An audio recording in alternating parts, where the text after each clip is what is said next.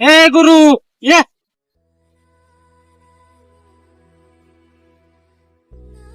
काय रे गुरु, का म्हणतो तोंड पाडलं? काही टेन्शन आहे का तुला?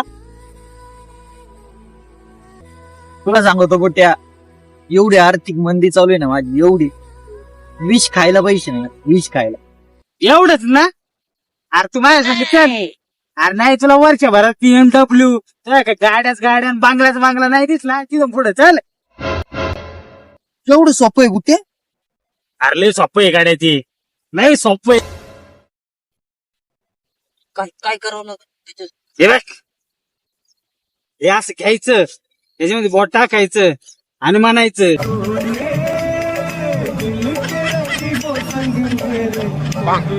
चला